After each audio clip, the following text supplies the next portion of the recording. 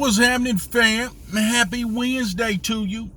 You know I was unable to do a video yesterday because I was looking at property. And, sometimes I don't do a video every day. I really should, but some days I be caught up into what I'm doing. Like yesterday, I was looking at a couple of properties. These were flip properties. What I'm finding out these days is flip properties are available, but all of them have a tendency to have tenancy issues.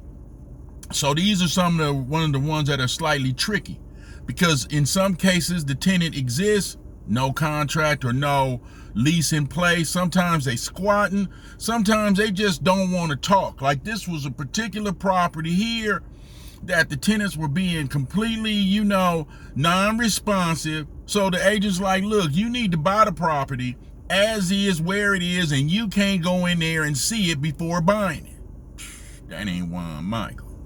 So Juan Michael will go by the house, look around, see who's outside, and ask, hey, did y'all know that this property is for sale? My client is interested in the property, and I need to know if you open to accept a cash for keys. I'm that dude. So even though the property is offered and the property says as is, where it is, you can still knock on the door. You can still talk to the tenants if they'll talk to you. If they won't, then they won't. But we're finding that a lot of deals now are going to have tenants that are still in that little gray area. That area like COVID, I didn't have to pay rent and I'm cool with that, but now I got to pay rent, but my money ain't changed, so I'm trying to figure out how to make this work. There's a lot of those in the city.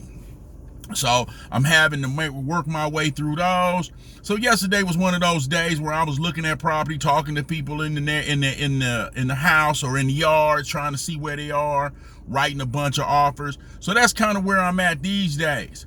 Remember, when you're out here and you're working with investors like I do, you got to keep in mind that an investor wants the whole skinny.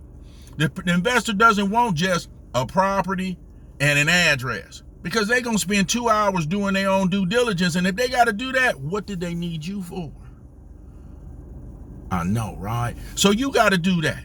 That means I got to go to the property, take pictures. I got to pull title. I got to find out what's going on with with building and safety. I got to know all the nooks and crannies of property and then submit it to my client. So there's a lot of work involved. I don't just walk up, see a property on the MLS, write an offer. That is not what I do.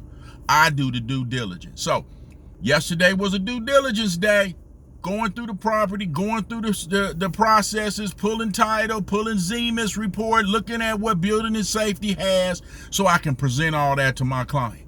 Again, if you want to know how to do what I do, which is an agent that supports investors only, you might want to get at me. You just push the button, say something in this link or something, but don't just be silent. If you know somebody that's got a property, got some tenants, want to get rid of the property and tired of figuring out how to make it work, you might want to holler at me as well. Again, this is Juan Michael. I'm out.